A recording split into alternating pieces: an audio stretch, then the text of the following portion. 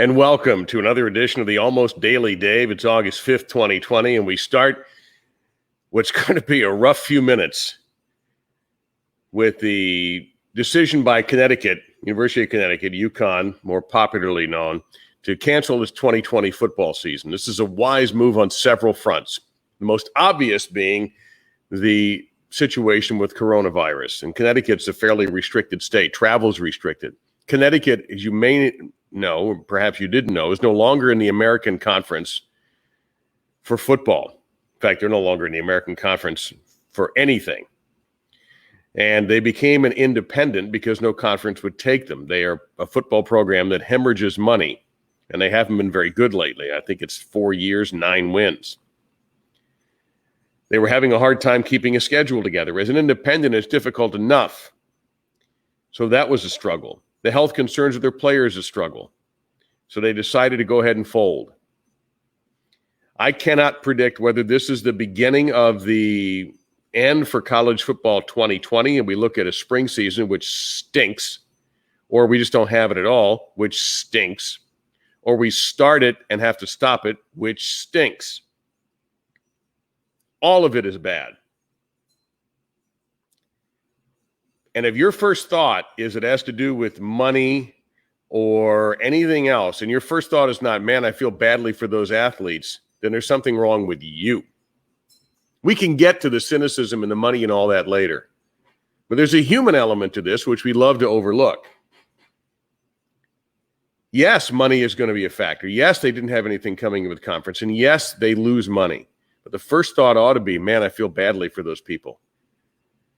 UConn picked them. They picked UConn. It's a good school. And now they have to decide what they want to do. They can certainly continue their education. And for many Connecticut players, that was going to be their best hope of getting a degree, or certainly financially their best hope. Maybe they can transfer their options. It's a weird time. University of Maryland has had minimal positive tests, and they're ready to go, although they've announced no fans for football games.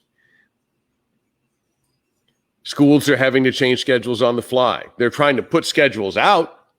As you know, the Big Ten just did it almost at the same time that UConn decided to walk away from the 2020 season. I don't know if you can have healthy football. I have no clue. Probably not.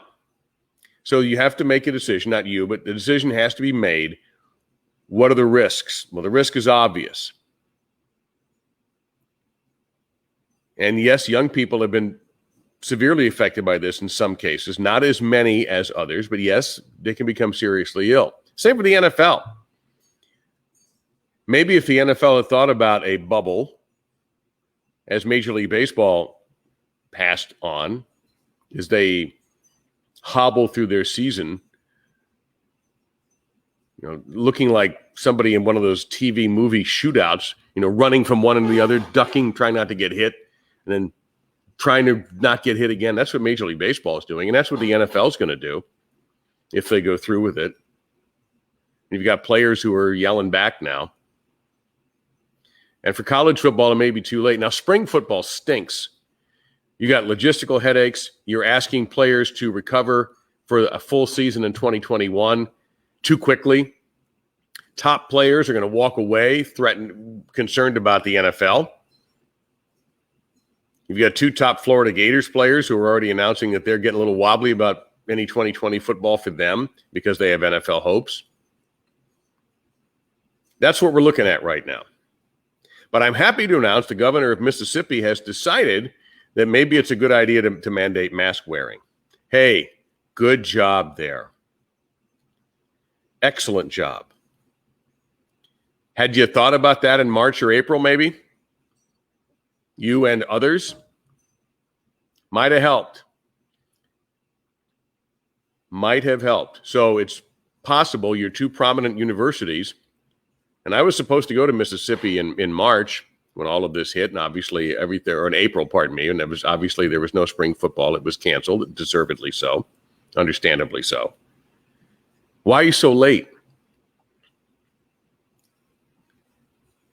And I don't care I'm not getting into the who's political, who's this, but a coordinated national response might have been a good idea. As things are falling by the wayside, as big cities are struggling, as entertainment is virtually none, all the things that we have become accustomed to, we're held hostage by this virus, which is just kicking our ass.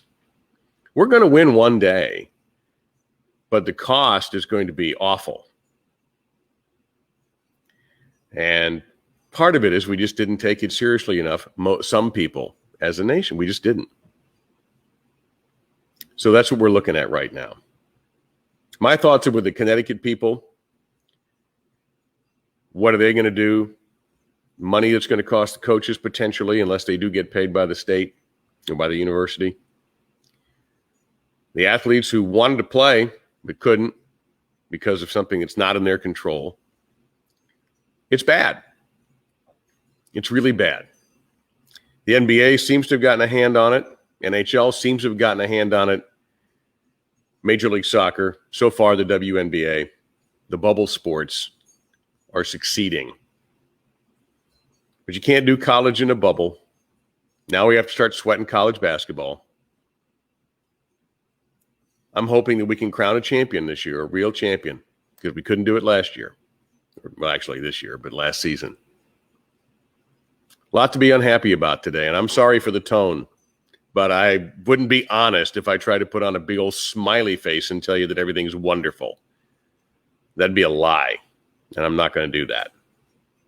Here's hoping to better times and more fun tomorrow, maybe a laugh or two. But for this edition of the Almost Daily Dave, I'm Dave Lamont. I'll see you tomorrow.